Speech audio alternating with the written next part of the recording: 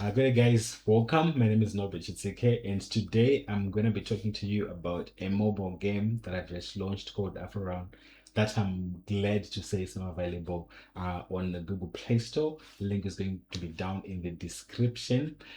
So I think for the longest of times, I've always wanted to make a mobile game, but for one reason or the other, I never got to finish one, and I've got lots of projects, unfinished projects that are just stuck on my computer hard drive. But for reasons that I'll just mention later down in the video, I was able to complete this game. Essentially, it's an endless runner.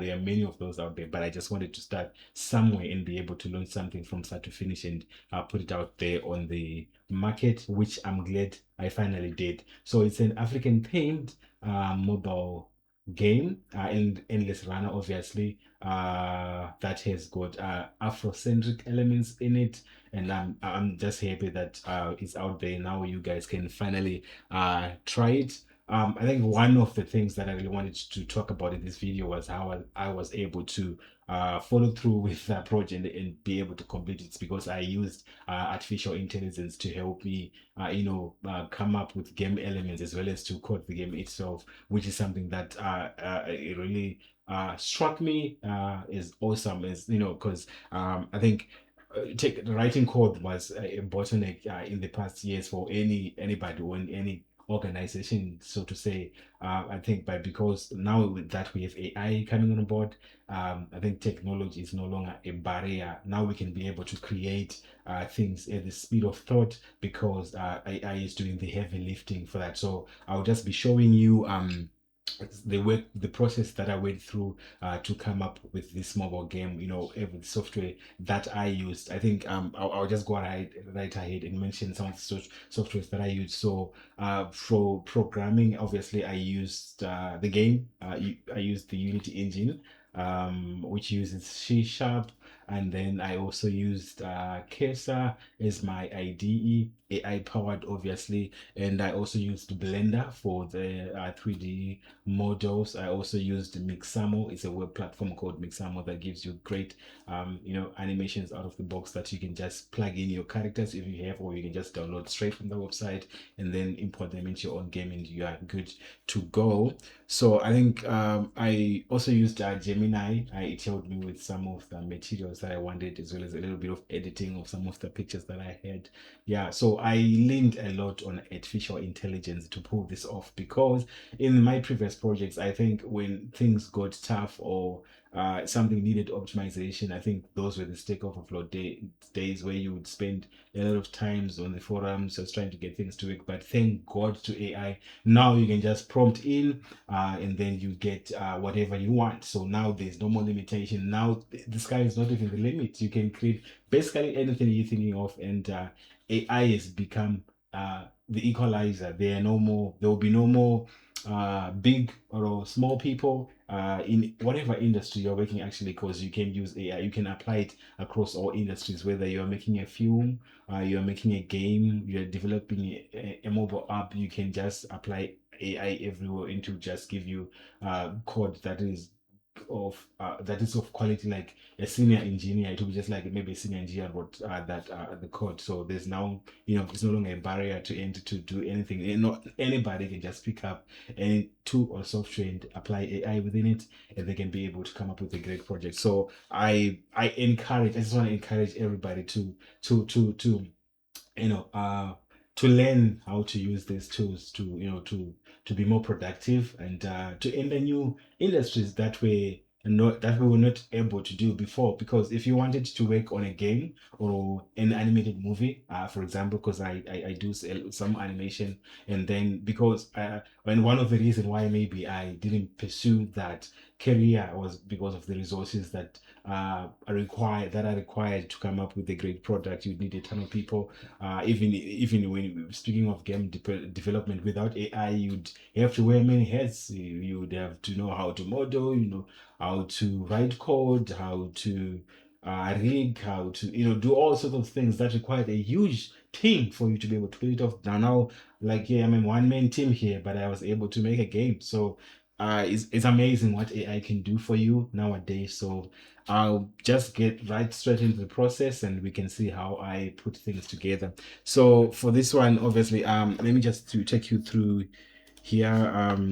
I think reference is key whenever you're doing a project. You just want to make sure that you've got an idea. Obviously, you've always have an idea of what you want to do, and it's good to have to just brainstorm a visual of what you're trying to get at, and then you can always use references across the internet. So here I just want to show you some of the things that I was looking at when I was trying to get inspiration of what I wanted to do. So this is for one of the levels that I was working on. The first level, actually, it's a rural setting. We've got the rural backgrounds, rural huts, as you can see here. So here on my screen here, I was just going through the internet looking at African huts. So I was just looking.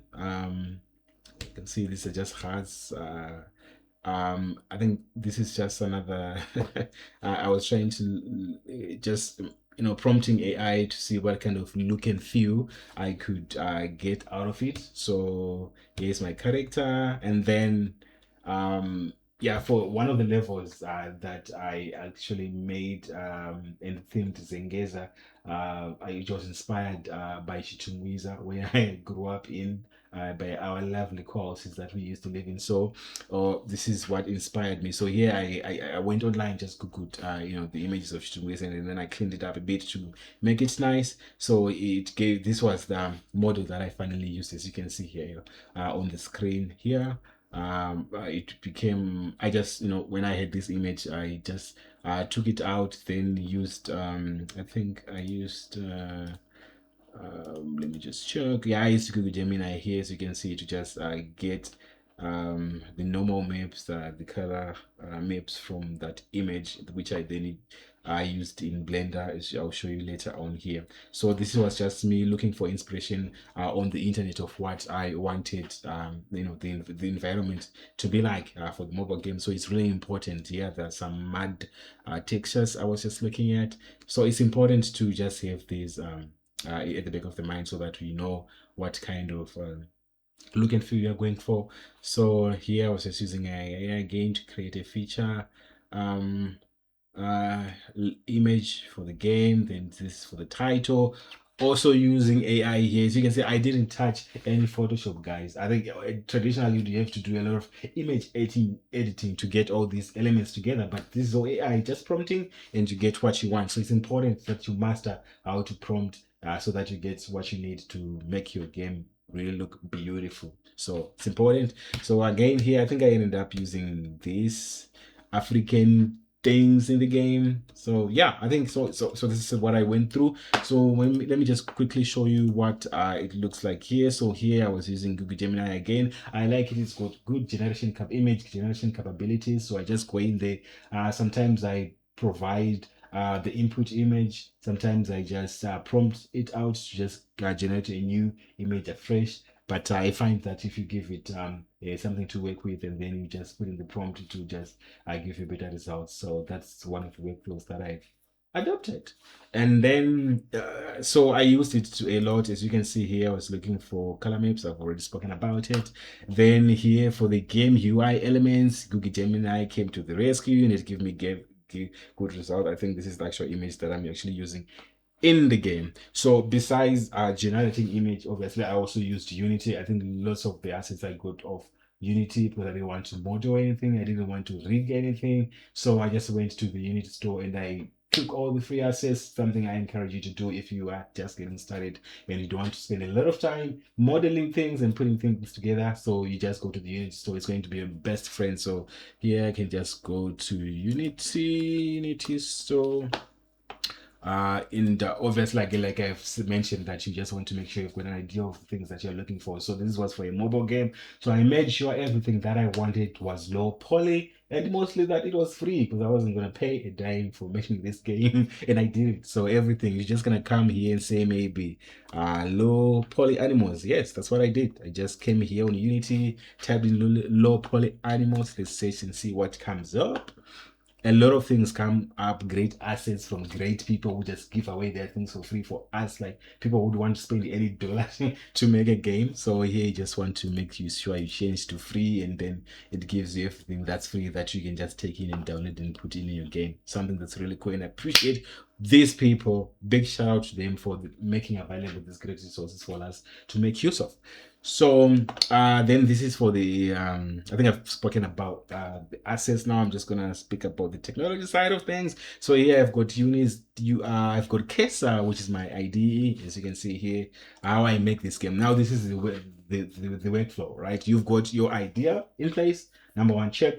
Now you've got your models in place. You've gotten all your characters, environments, everything in check. Now it's time to put things to work, all right, to make a game, right? So I just opened my project here in Kesa, and the way things work in Kesa is, you just type in your prompt to say create this for me. So essentially that's what I did here. As you can see, I've got a big history of how if I want to implement a feature, I think the last thing that I did here was just to create dust particles. I think, let me just see where I put in that prompt.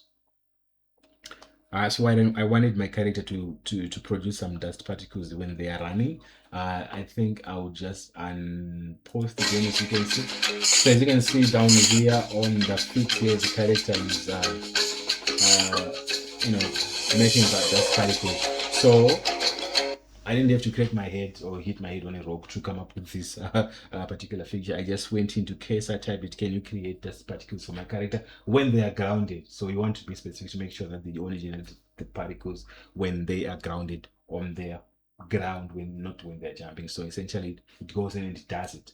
And I think so that's a code. So essentially it's just switching between Unity and Kesa. When it's done finish, when it's done writing the feature, you just go back to Unity, make sure everything's in order. Sometimes it comes out with the bugs and then it has to do it again. So you just a little back and forth between Kesa and Unity on Unity. And then lastly, I think what I want to show is Mixamo. Is I think it's one the last thing that I hadn't shown you guys. So this is essentially where I get all the animations for the game, the run cycles. You can upload your own characters as well if you've bothered yourself to model the characters. You can just upload it here to you, then you rig it, and then for the animations you can just, I think the most animation that I used in my game was just the run cycle. So you can just search for whatever animation that you want, and then there's, you can see here, to start to run likewise. So you're just going to let me just do in place, so you can just this is fun. So you can just apply the animation. If you are happy with it, click download and input it in Unity. So I think I will, let me just quickly open Blender maybe. Now, as you can see, I'm inside Blender, and I've got my views of the house that I got out of Google Gemini. So because this is a mobile game, right? And I want it a great performance. I wanted everything very low poly. So as you can see, the house is basically just a cube. So I exported this out of Google Gemini, the elevation, the front, the side, the top of the house. As you can see, the house is just a cube with very few polygons, because I want everything to be running very smoothly on mobile phones, even on the lower end ones. So I had tried to use Meshy, because on these workflows I'm mostly using AI tools, and I must say it really did give me good image to 3D models, but I wasn't really happy because with the number of polygons that it had produced. And to get it any further, I think it had asked me to pay, and again I told you already I was going to pay a dime to make this game. So I just went into Blender and started to model everything. As you can see, I'm not really sure how many vertices I ended up having, but it was pretty much low poly. So that's just the process that I went through to get the house model in Blender, and then I exported that to Unity. Okay guys, so now let's see what the final product looks like. So I'm here in Unity, so let me just hit play, and then we can start afresh playing the game and just get to see what it looks like. So I've done a little playing. Let me just quickly lower down. Please follow me. It's too loud. It's too loud. Even sound effects are slowing down. Okay, so we can play. So currently we only have 2 levels. We are working on adding more very soon. So we've got Kumusha, the real setting. Already spoke about it, but I'm gonna play the Zengeza one, tribute to the Chiton people. Marangariro. So hit play. And then there we go. I can pick up my fruits. I can jump this card. Very nice. If I can see. Okay, speed is picking up my fruits. Let's see. What happens if I don't eat these fruits? Let's see. Oh my god, the dog is coming to bite me.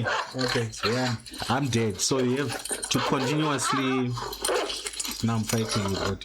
So you have to say you got to continue eating the fruits to gain energy. Otherwise, if you run out of energy in the Zengeza level, a dog will be chasing you. So you have to run. Make sure you eat your fruits so that you remain full of energy and get away from the dog. Otherwise, you get eaten. So that's it, guys. Tell me what you think in the comments. What do you think? Where should I improve, or what game I should make next? If you found this video useful, just subscribe, guys. Like the video, share it with your friends, so that other like-minded people can view the video. Okay, thank you for watching and taking time to hear me just talk through about the process that I went through getting this game out there. Thank you for watching. See you next time. Bye.